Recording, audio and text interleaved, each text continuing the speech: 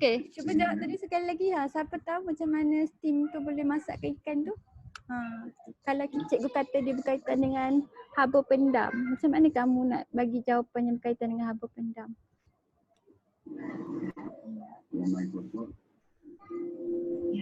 Kalau steam tu haba pendam tentu apa? Pengawapan ke pelakuran? Pengawapan. Pengawapan kan, jadi masa dia nak tukar daripada cecair ke gas tu, dia bebas haba ke dia serak haba? Serak haba. Bebas ke serak? Dia nak putus ikatan, dia kena bebas haba ke dia kena serak haba? Bebas. Dia ni bukan nak putus ikatan kan? Oh sorry. Bukan steam tu. Yang sekarang ni kita bukan tengok steam tu, kita nak tengok steam tu tukar balik jadi air. Jadi steam tu panas. Lepas tu dia berjumpa dengan ikan kamu yang agak sejuk ni. Ikan kamu yang sejuk ni kan. Berbanding dengan steam tu dia panas. Jadi cecair tu akan terkondensasi.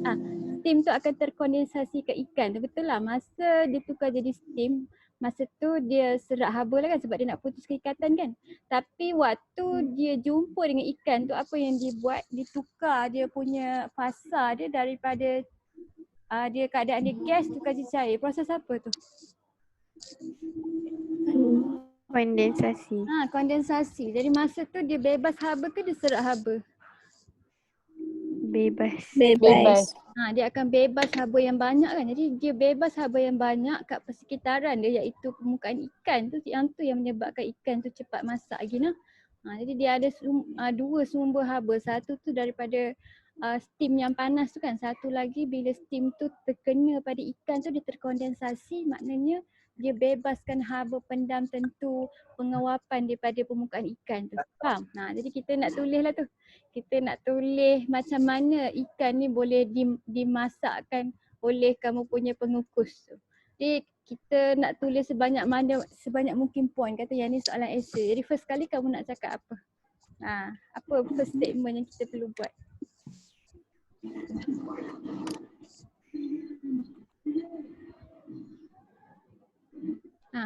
First kali apa? Apabila, start dengan apabila. Apabila apa? Macam mana? Apa benda yang pertama kita nak cerita? Apabila air mendidih, Air tu jadi gas. Air bertukar menjadi steam kan? Sebab air kita boleh panggil dia sebagai steam. Jadi air mendidih akan bertukar jadi steam kan?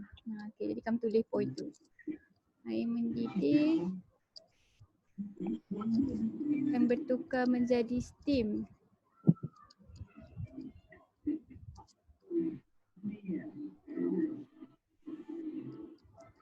Lepas tu yang ni kita nak kaitkan antara steam ni sekarang ni nak tukar pula, nak terkondensasi. Jadi macam mana kamu nak buat ayat yang kedua tu? Apa boleh bagi?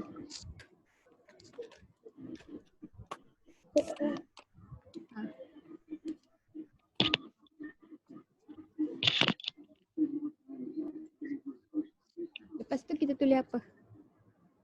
Last kali ikan tu akan dipanaskan. Anis tahu? Anis nak tulis apa? Apa poin kedua dia? Yang keyword dia cikgu bagi kamu terkondensasi tu. Bila waktu sentuh permukaan ikan. Betul. Bila wak bersentuhan dengan permukaan ikan, apa yang berlaku?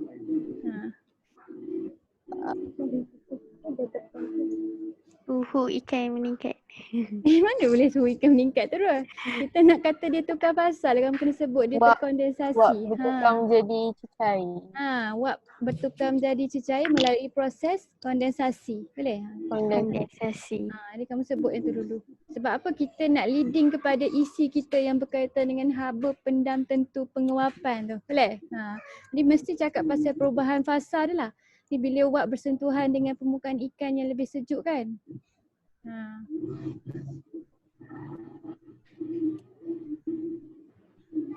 Ia akan terkondensasi. Tulis macam tu pun boleh. Terkondensasi.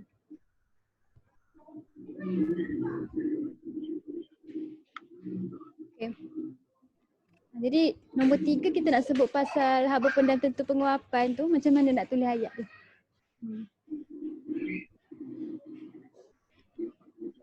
Haba pendam tentu penguapan tu akan dibebas ke diserap tadi? Dibebas. Dibebaskan kan? Jadi haba pendam tentu penguapan yang besar ke kecil? Besar. Besar, nilai dia besar kan 10 kuasa lebih kan? Jadi kamu spesifikkan, kamu kena cakap dia penguapan ke pelakuran.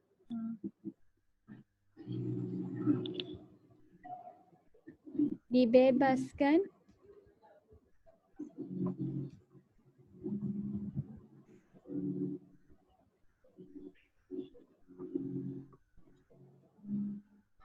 untuk membina ikatan antara molekul tu kan?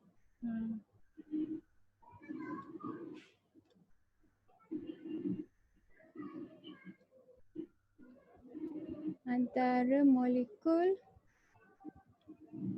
air. Okey.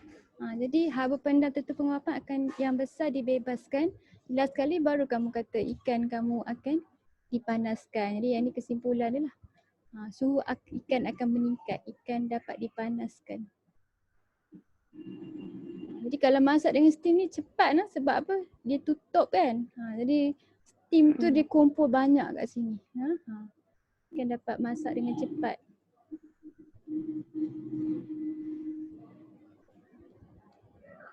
Okay, jadi kalau kata konsep berkenaan dengan haba pendam mesti mention yang ni, dia bertukar fasa.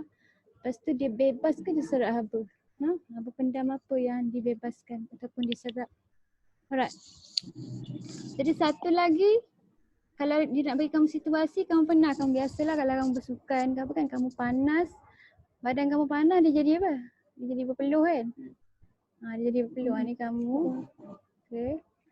So badan kamu berpeluh. Lepas tu kamu duduk bawah kipas.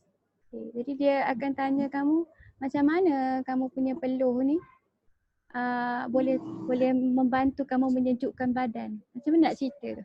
Macam mana peluh boleh bantu kamu menyejukkan badan? Dan apa fungsi kipas tu? Okay. Saya boleh cerita. Macam mana kipas boleh sejukkan badan kamu? First sekali, bila kamu rasa sejuk? Masa peluh tu basah lagi ke masa kamu dah kering? Masa dah kering. Masa kamu dah kering kan? Masa kamu dah kering lah. Sebab apa? Air peluh tu dah bertukar jadi apa? Gas. Dia dah tukar jadi gas. Bila dia tukar jadi gas, dia melibatkan haba pendam apa? Penguapan. Haba pendam tentu penguapan. Tapi sekarang ni dia serap haba ke dia bebas haba? Serap. Dia serap sebab dia tukar daripada cecair jadi gas kan. Maknanya dia putus keikatan ni kan. Jadi dia serap haba. Dia serap haba daripada mana? Daripada permukaan kulit kamu. Faham? Jadi bila kita berpeluh, peluh tu masa dia nak tersejat tu dia akan menyerap haba pendam tentu penguapan daripada permukaan kulit kan. Lepas tu jadi bila dia serap tu kulit kamu suhu dia akan menurun lah sebab dia hilang, haba dia hilang. Sebab dah diambil untuk pertukaran fasa tu. Jadi apa tujuan kita duduk bawah kipas? Kipas tu buat apa? Apa tujuan, apa kepentingan kipas tu untuk penyejatan tu? Kipas buat apa? Sejak. Dia bagi ada pergerakan udara kan. Jadi bila ada pergerakan udara, proses penyejatan lagi cepat berlaku. Faham? Jadi cikgu tulis point ni dalam bentuk yang ringkas dulu. Jadi first kali kamu berpeluh kan. Berpeluh. Okay, jadi bila kamu berpeluh tu, peluh tu nak kering, maknanya menyejat, peluh tu sejat. Nanti kamu tulis dalam bentuk macam atas ni lah. Sejat dia akan serap haba pendam, serap haba pendam tentu penguapan.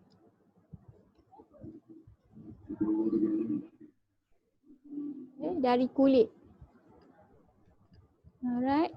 Lepas tu suhu badan akan menurun lah sebab dia kehilangan badan. Suhu badan akan menurun.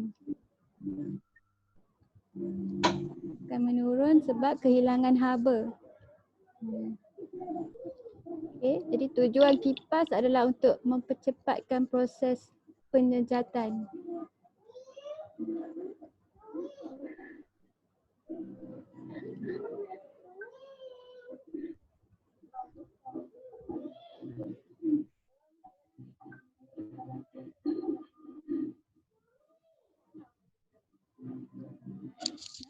Faham lah? Jadi tak boleh kata apa, kalau tak keluar perkataan haba pendam ni kamu punya point hilang lah. Nah, tak boleh kata peluh kering badan sejuk. Tak cukup. Faham? Nah, jadi kamu kena cerita konsep.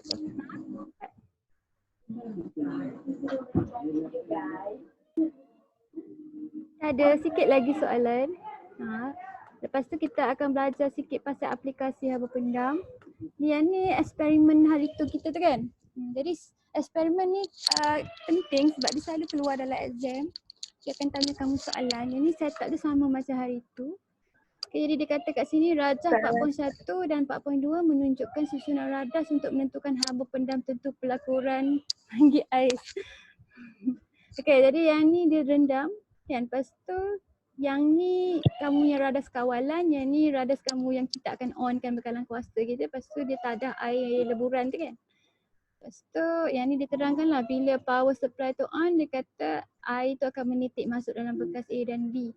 Okay. Dan kita onkan jam randik kita. Okay, jadi first kali sebab dia nak tunjuk kat kamu, first kali dia akan tanya kamu soalan takrif ni, dia nak cakap kat kamu yang ni konsep haba pendam. Jadi dia akan tanya kamu maksud. Selalunya soalan takrif yang atas tu nak bagi kamu clue, yang ni tajuk apa. Faham? Aku kamu tak pasal lagi. Jadi cuba jawab apa maksud haba pendam tentu pelakuran? Kuantiti haba yang diperlukan untuk menukarkan 1 kg bahan daripada pepejal kepada cecair tanpa perubahan suhu. Betul. Wow. Bagus. Kuantiti haba, Nurin dia dah siap dah nota dia. Yang diperlukan untuk menukarkan, ingat lah sebab dia kata tentu kamu kena state se-kg. Menukarkan 1 kg bahan dari, lepas tu sebut fasa dia daripada pepejal ke cecair tanpa perubahan suhu. Yang ujung ni pun kena state juga.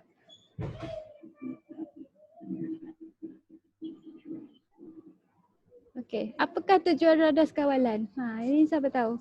Dah bincang lagi tadi kat atas. Apa tujuan dia?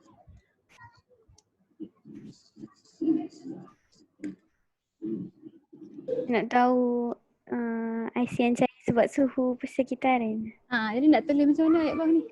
Untuk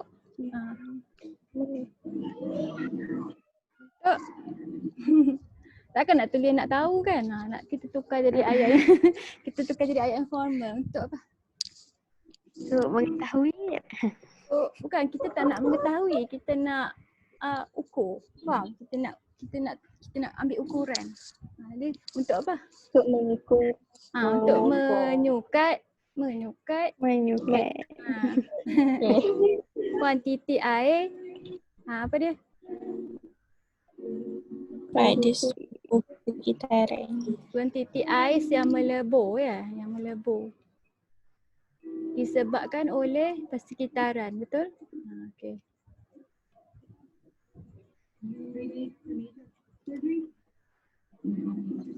Haba persekitaran. Kena praktis tau paper tu, sebab kalau tidak kamu pun jadi buntu. Macam mana nak jawab dengan betul. Jadi cikgu buat sama-sama dengan kamu lah, nak bagi kamu biasa. Ada feel sikit nanti nak exam. Tahulah kamu nak jawab macam mana kan? Okey. Jadi selepas 5 minit, selepas 5 minit biasa memang favourite lah 5 minit ni, selalunya mesti 5 minit. Jisim air yang dikumpulkan dalam bikar A dan B tu disukat. Jadual 4 menunjukkan data yang diperolehi. Jadi bagi kamu jisim air yang dikumpulkan dalam bikar A.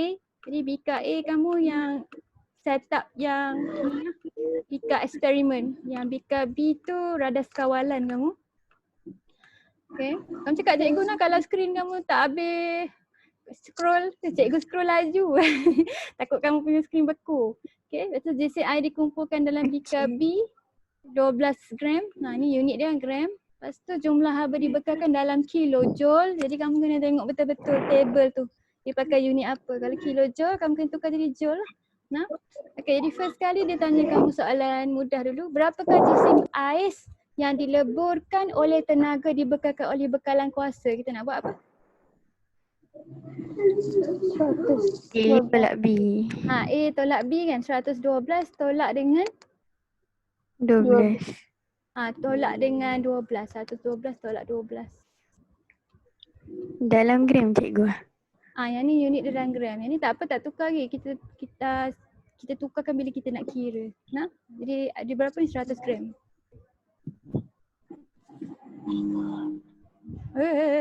Sorry, beku. 100 gram. Okay. Ni tak apa dalam gram. Nah, bila kira kamu kena ingat kena dalam unit SI kan, kena dalam kg. Yang ni kena dalam joule. Alright. Hitung haba pendam tentu pelakuran bagi ais. Nampak tu dia minta haba pendam tentu pelakuran bagi ais. Jadi dia bagi kamu maklumat table ni, kita kena ada maklumat lain lagi tak? Tak kan? Sebab sekarang ni dia dah kirakan untuk kamu jumlah haba dibekalkan. Kan? Maknanya kita tak payah guna formula Q sama dengan PT tu. Kan? Sebab kita dah tahu dah kita punya jumlah haba dibekalkan. Jadi kita pakai formula apa nak kira haba pendam tentu pelakuran bagi ais? Q sama dengan ml. Okay, Q sama dengan ml. Okay, jadi M kita pakai berapa? 100 gram kena convert kan? Kena bahagi dengan 1000. Dapat berapa? 1000. Dapat berapa? 100 bagi 1000. 0.1. 0.1. Okay, Q kita belah sini berapa? 50 50 kilojoule. Jadi berapa joule? kilojoule. 50 kilojoule berapa? 50,000. 50,000. Kilo tu, 50,000. kalau kamu tak ingat dah kat kalkulator kamu ada huruf-huruf K, dia huruf K. Kalau kamu picit 50 shift, lepas tu picit K, dia akan keluar nilai dia 50,000. 50,000. Itu siapa punya TV? Okay, dari sini L. Okay, cari L dapat berapa? 500,000. Bagi dengan 50,000 dapat betul lah 50,000 bahagi dengan 0.1 kan. Dapat 500,000. Okey, 500,000. Ini tak apa je kalau kamu jawab 500,000 pun tak apa. Kalau kamu nak tulis dalam bentuk piawai pun tak apa.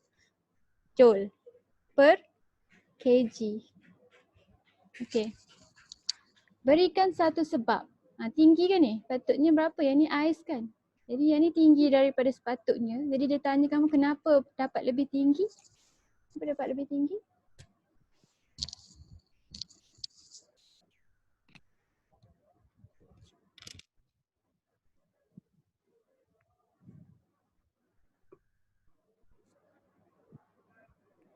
Patutnya dapat 4.45 ke berapa? Kalau haba untuk pendam pelakuran kan. Jadi kenapa kita dapat lebih tinggi daripada bacaan yang sebenar?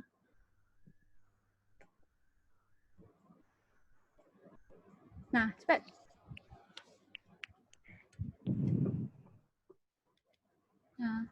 Apa dia? Sebab dia melanggar andaian kita kan? Apa andaian kita perlu buat untuk soalan haba?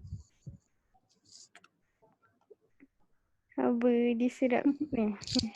Haba diserap tu sama dengan haba yang dibebaskan kan? Jadi kenapa boleh sama? Sebab tiada apa?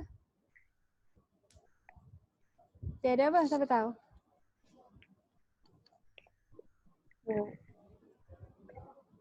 Kenapa boleh sama? Tak ada apa? Tak ada haba yang Perubahan yang kan? Haba yang dibebaskan Ke persekitaran. Tiada haba yang terbebas ke persekitaran. Jadi kalau kata dia dapat lebih besar tu maksudnya sebab kalau eksperimen memang ada haba terbebas ke persekitaran. Boleh? Tak semua bekalan kuasa kita bekalkan tu ais serap. Ada yang terlepas kat udara. Itu maksud dia. Faham tak? Jadi kat sini sebab haba terbebas ke persekitaran lah sebab haba terbebas ke persekitaran lah kamu punya suhu tu berbeza. Jadi pemanas rendah tu bekalkan haba yang lebih apa panggilnya, ada terbazir sebab ada yang diserap oleh ais, ada yang terbebas ke persekitaran. Haba terbebas ke persekitaran. Haba dibekalkan pemanas rendam kalau kata kamu nak tulis spesifik sikit.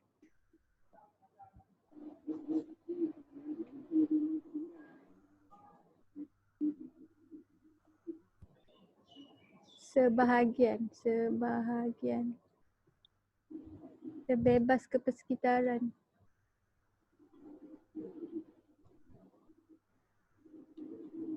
Macam mana kita nak dapat baca yang lebih jitu, dia tanya kamu. Macam mana kita nak buat eksperimen ni kita dapat result yang lebih baik. Saya nak buat. Saya nak buat. Yang set up tadi. Kalau kita balut. Kalau kita balut pun dia corong kan. Jadi dia tetap kat atas tu dia terbuka.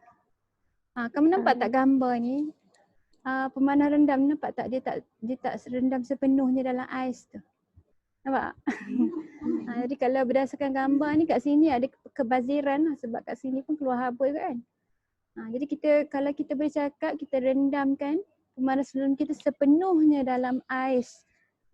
Sepenuhnya. Maknanya kita kena bagi betul-betul dia semua masuk dalam ais tu. Ataupun macam kalau dalam kamu punya buku teks tu kita kena gunakan ais yang hancur. Betul tak? Sebab kita nak tambahkan dia punya sentuhan terma tu. Ais hancur. Lepas tu panas rendam perlu dipastikan terendam sepenuhnya ke dalam ais.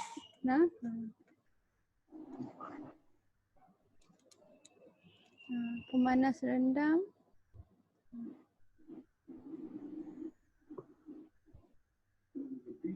Perlu direndam. Dimasukkan. Direndam je lah. Sepenuhnya.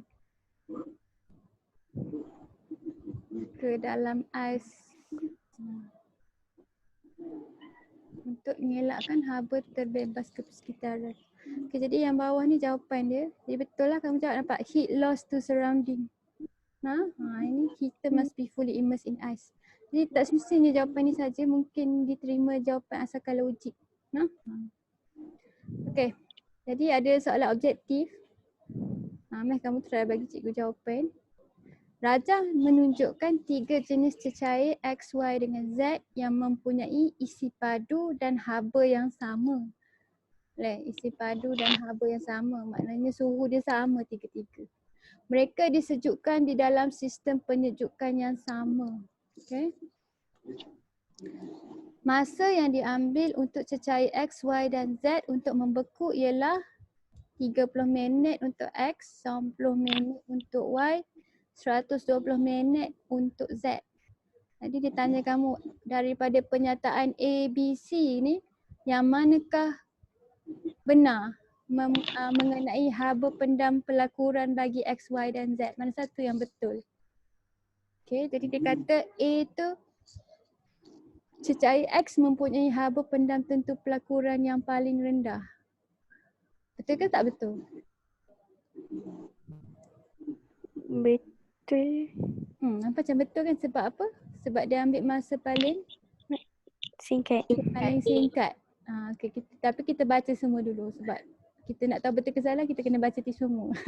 Okay, B. Cecair X mempunyai haba pendam tentu pelakuran yang paling tinggi. Yang ni bercanggahan dengan A tu kan? Jadi kita tahulah yang B ni salah kan? Okey, salah. C, cecair Z mempunyai haba pendam tentu pelakuran yang lebih rendah daripada Y. Itu ke salah? Salah sebab Z tu paling ambil masa paling lama kan? Jadi maknanya dia paling tinggi tu. Jadi jawapan dia A. Soalan objektif senang lah ni, konsep je. Okey, ni pun senang juga. Rajah menunjukkan satu proses perubahan keadaan. Dalam proses manakah A, B atau C atau D adalah pembebasan haba pendam penguapan? Mana satu? Dia bebas haba pendam penguapan. C ke D? D. Sebab apa? Dia bebas haba masa dia nak buat ikatan ke dia nak lemahkan ikatan? Nak buat ikatan. Buat ikatan. Nak buat ikatan. Jadi D jawapan dia. Jadi key dia pembebasan, lepas tu pengawapan kan. Jadi memang bukan dua orang ni. Sama ada ni atau ni, kamu kena ingat bila dia bebas, bila dia serak. Serak haba untuk bina ikatan, bebas haba, serak haba untuk memutuskan ikatan, bebas haba untuk membina ikatan. Okey. Okey, mari kita tengok aplikasi haba pendam tentu. Jadi aplikasi tadi cikgu dah sebut sikit kan tadi yang atas tu pasal steamer kamu. Lepas tu pasal peluh kamu kan. Tapi kita ada alat. Jadi bila cikgu kata aplikasi tu kita nak fokus lebih kepada alatan. Alat yang menggunakan konsep haba pendam tentu. Alright, first kali kita nak tengok konsep penyejatan dengan pendidihan. Yang ni kamu dah belajar tak masa kamu belajar sains dulu? Beza antara penyejatan dengan pendidihan ada tak?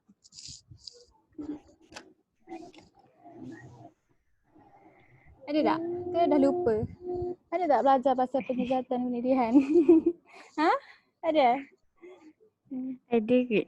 Ada kot kan? Dah mungkin kata satu kot, lama dah kan? Okey. Jadi yang ni cikgu bagi takrif penyejatan. Dia adalah perubahan cecair kepada wap. Kamu tahu dah ni kan? Penyejatan tu maknanya dia tukar fasa cecair ke wap, tapi dia berlaku pada sebarang suhu yang lebih rendah daripada takat didih cecair tu. Jadi kita tahu penyejatan ni kalau dia berlaku pada sebarang suhu kita panggil penyejatan. Jadi apa beza dengan pendidihan?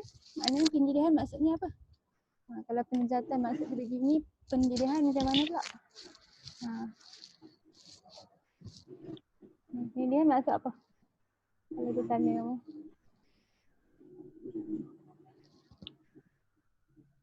Kita buat perbandingan. Jadi kalau kata penyejatan adalah, yang ni sama tak? Pendidihan dan penyejatan perubahan cecair kepada wap. Sama tak? Sama kan? Ini sama. Cuma kat ujung ni kita kena ubah sikit kan? Sebab penyejatan dia berlaku kat sebarang suhu, tapi pendidihan hanya Air. air. Memanglah air, dua-dua ni air. Hanya apa? Hanya kepada wap pada takat didih saja. Boleh? Maksudnya kalau pendidihan dia melibatkan takat didih. Jadi itu beza di antara penyejatan dan pendidihan. Perubahan cecair kepada wap pada takat didih cecair tersebut. Boleh?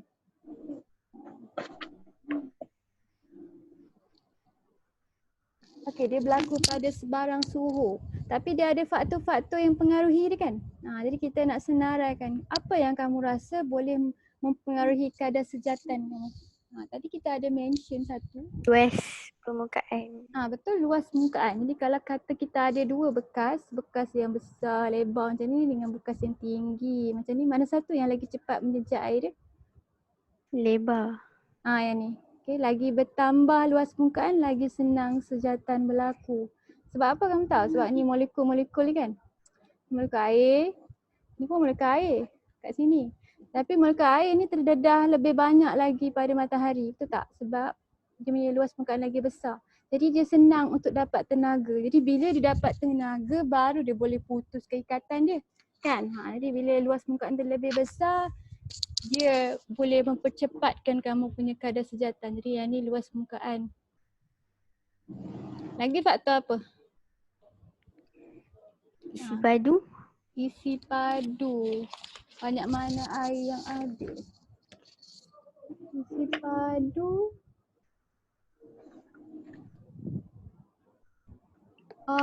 Tak. Sebab kalau kata isi padu, kalau kata penyejatan dia hanya berlaku kat permukaan air ni tau. Jadi isi padu tu tak penting sebab kalau banyak ke sikit dia still rate dia sama. Kata kamu isi dua cecair dalam dua bekas yang sama besar, air tak sama banyak kan. Tapi nampak tak pendedahan molekul tu sama sebab kamu sejat tu dia akan tersejat siapa yang dapat tenaga dulu. Siapa yang dapat tenaga dulu? Orang yang duduk dekat permukaan. Jadi luas permukaan dia mempengaruhi tapi isi padu tak. Faham tak? Okey. Jadi lagi? Faham. Penyejatan ni hanya berlaku pada permukaan air tu. Jadi lagi faktor apa lagi? Kamu jemur baju, kamu tahu lah kan? Okey. Macam mana baju kamu kering? Cuaca tu kita sebut jelas sikit apa dia. Cuaca tu. Suhu persekitaran dia. Suhu persekitaran sama ada angin bertiup atau tidak. Jadi ada pergerakan udara. Suhu persekitaran. Kalau suhu persekitaran ataupun suhu air dulu boleh. Boleh suhu persekitaran. Suhu persekitaran. Suhu persekitaran. Mana lagi cepat kering baju kamu? Kat Malaysia ke kat Eropah sana? Malaysia. Malaysia kan sebab panas.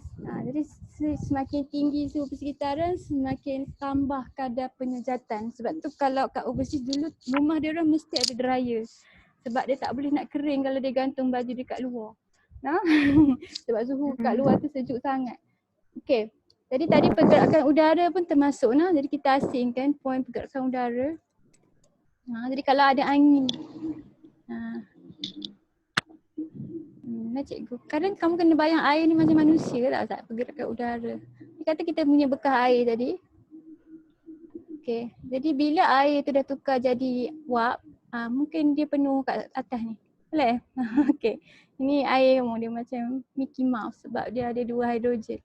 Okey, jadi kalau kata orang lain nak tersejat tapi ada banyak molekul air kat atas tu, dia menyukarkan kadar air tu untuk menyejat, faham tak? Jadi bila ada angin tu, maka air kamu boleh dibawa oleh angin.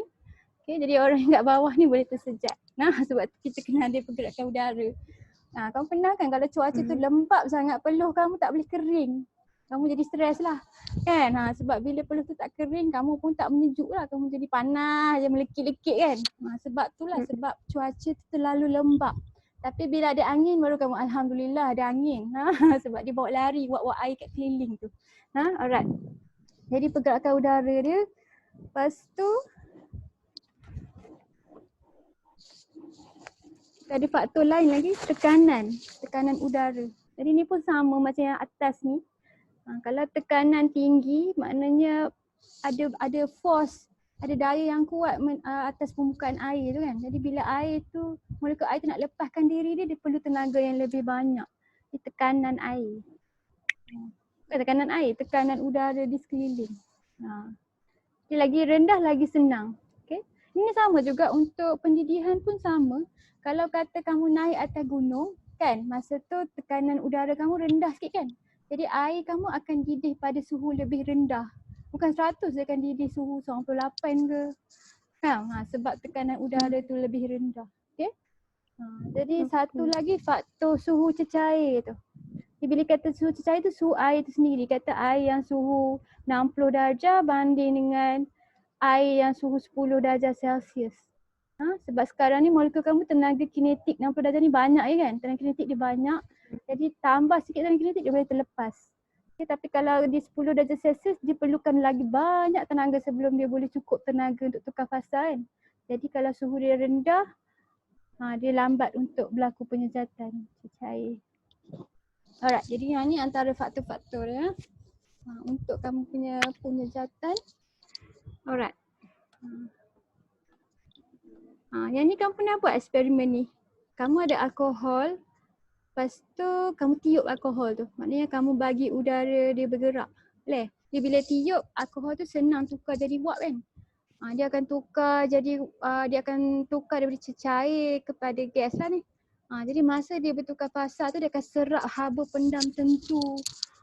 Dia akan serap penyejatan haba pendam tentu penguapan kan. Jadi kalau kata kamu tiup lama, kamu akan nampak ais kat tepi bekas ni. Dia sejuk sampai wap udara yang kat luar ni bertukar jadi ais. Bila kamu alkohol ni bila dia dah tukar jadi wap kita panggil. Tukar jadi gas. Dia akan serap haba pendam tentu penguapan kamu kan. Jadi pemerhatian ni kamu akan nampak ada ais kat tepi-tepi bekas ni. Jadi terbentuknya, yang ni cikgu tulis sebab dah pukul 3.45 cikgu nak cepat sikit. Kasihan kat kamu. Jadi terbentuknya ais di tepi bikar. Kalau kamu sentuh pun bikar ni sejuk. Okay. Jadi kamu tahu kan reason dia? Kamu boleh cerita nanti kamu tulis. Sebab bila alkohol tu bertukar fasa, dia akan menyerap haba pendam tentu penguapan daripada persekitaran dia. Kamu boleh tuliskan huraian dia. Okey. Jadi yang ni nak masuk alat kita lah ni.